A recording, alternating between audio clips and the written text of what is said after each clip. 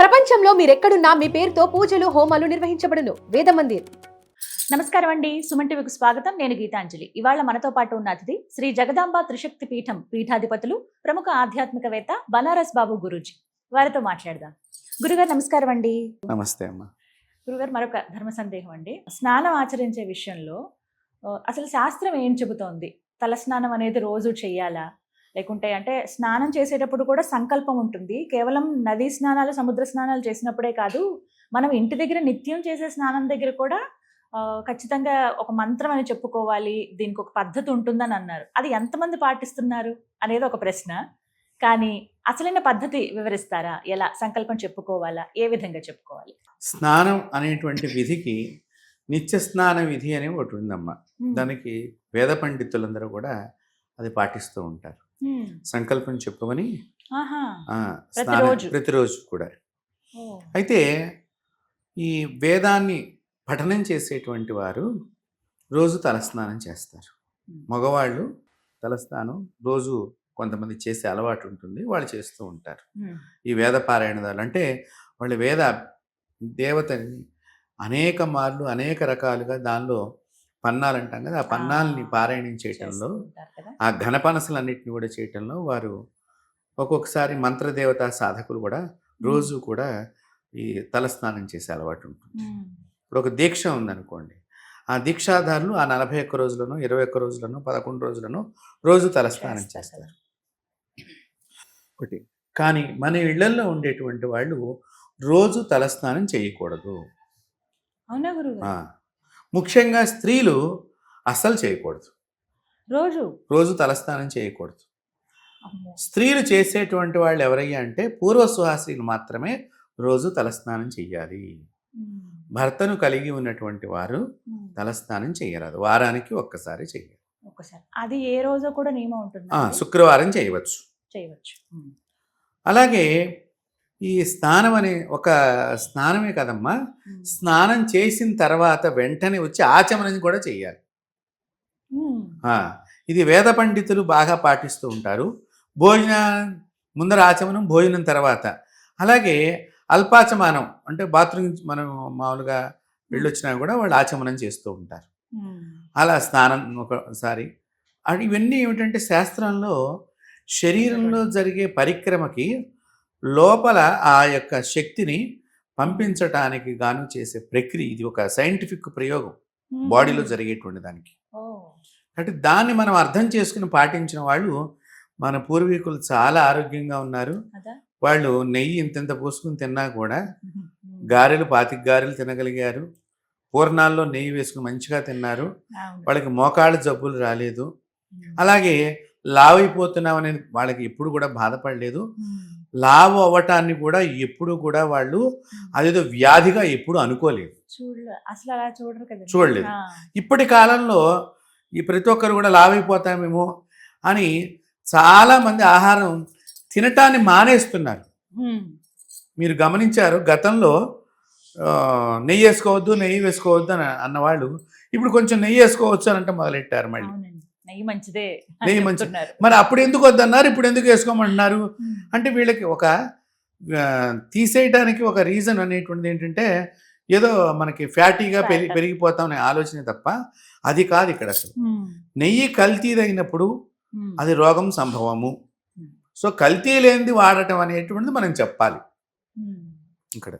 అలాగే ఈ స్నానానికి వచ్చేసరికి ముఖ్యంగా మనం స్నానం గురించి మాట్లాడుకున్నామంటే మంగళవారం చేయకూడదు తలస్నానం, శనివారం చేయకూడదు,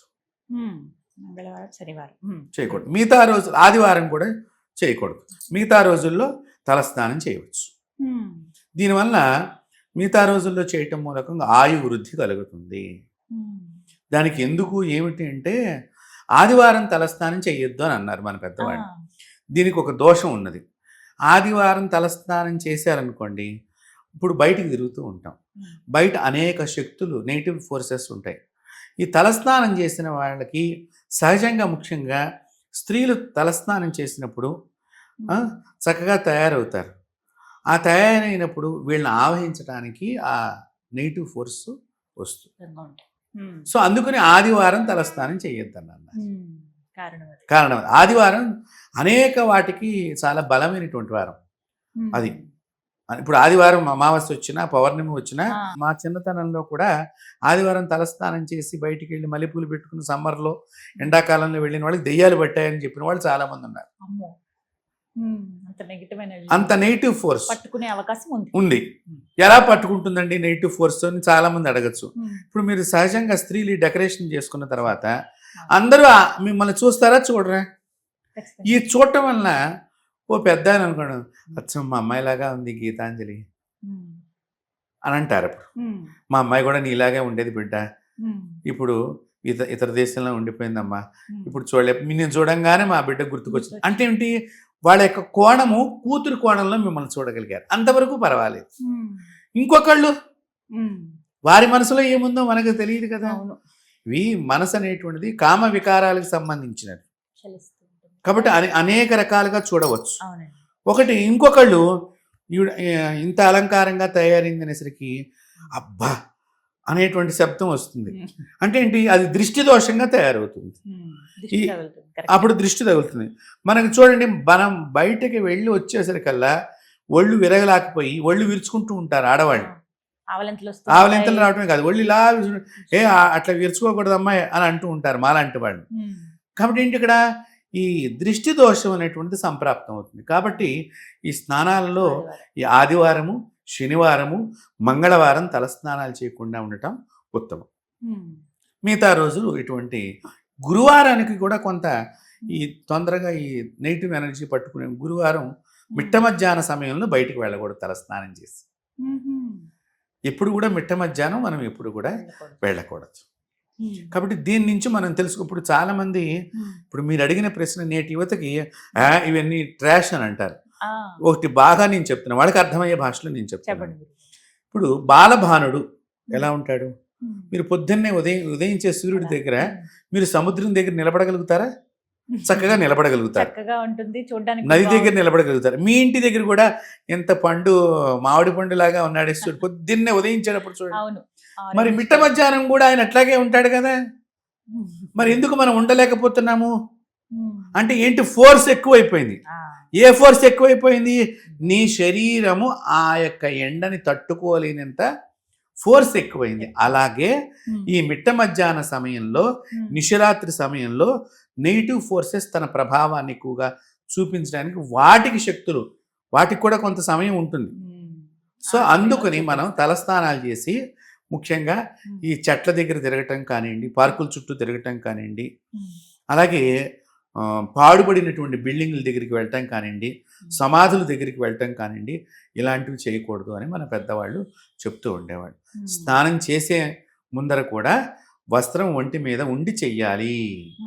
వివస్త్రంగా ఎవ్వరు కూడా స్నానం చేయకూడదు. స్నాన విధిలో చెప్పడం జరిగింది.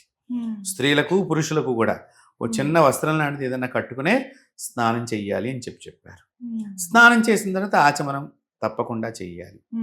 పూర్వ సుహాసినులు అయితే కనుక రోజు తలస్నానం చేస్తారు. అంటే వారి మనసు ప్రశాంతత గురించి. ఆ పూర్వ సుహాసినులకి ఎందుకు మనసు ప్రశాంతత అంటే వారి భర్త మీద అత్యంతమైన ప్రేమ, మమకారం రోజు లోపల బాధను ఉంచుతారు. ఆ బాధను పోగొట్టడానికి తలస్నానం ఉపయోగపడుతుంది. కాస్త ఇట్లా చెమ్ముడు నీళ్లు పడంగానే అమ్మయ్య అంటే ఆ నిన్నటి ఏడ్చినటువంటి బాధ అంతా కూడా ఈరోజు తలస్నానంతో తొలగిపోవటానికి కొంత సహకరిస్తుంది. అందువలన వారికి మాత్రము ఇలా దీక్షలో ఉన్నటువంటి వారు రోజు స్నానం అంటే వాళ్ళు దీక్ష అనేటువంటి నియమంగా పెట్టుకున్నారు కాబట్టి వారికి వారాలతో సంబంధం లేదు. మిగతా వారికి మాత్రమే మంగళవారం, శనివారం, ఆదివారం తలస్నానాలు చేయకూడదు. ఇది ఖచ్చితంగా పాటిస్తే మంచిది. ఆ తేడాని కూడా మనం గమనించగలం. అలాగే మీరు ఇంకొక మాట కూడా చెప్పారు, దీనికి ఇంట్లో చేసేదానికి కూడా మంత్రం ఉన్నదా? సంకల్పం ఉన్నదంటే సంకల్పం చెప్పుకోవాలి. ఒకవేళ సంకల్పం మీకు రాదనుకోండి, గంగే యమునే చైవ కృష్ణ గోదావరి నర్మదా సింధు కావేరి జలేస్మిన్ సన్నిధం కురు అనుకుని ఆ బకెట్లో నీళ్లతో మీ శిరస్సున కానీ మీ ఒంటి మీద కానీ నీళ్లు పోసుకునేటప్పుడు ఆ గంగా స్మరణం కానీ గోదావరి స్మరణం కానీ చేస్తే మీకు ఆ పుణ్యం లభిస్తుంది. అంటే ఈ నీళ్ళల్లో ఆ దేవతలందరూ రావాలి అంటే మనం నిత్యము కూడా దేవతల సన్నిధానంలో జీవిస్తున్నాం అనేది హిందూ సంప్రదాయం.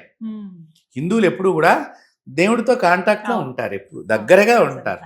అంటే ఆ ఇదిని పొందడానికి గాను మనం ఇట్లా నిత్య సంకల్పం కాకపోయినా ఈ స్తోత్రాన్ని రోజు కనుక చదువుకుంటూ స్నానం చేస్తే తప్పకుండా వాళ్ళకి గంగలో చేసినటువంటి పుణ్యం వాళ్ళకి లభిస్తుంది. చాలా చక్కగా వివరించారు గురుగారు, ధన్యవాదాలండి. శ్రీమాత్రే నమః.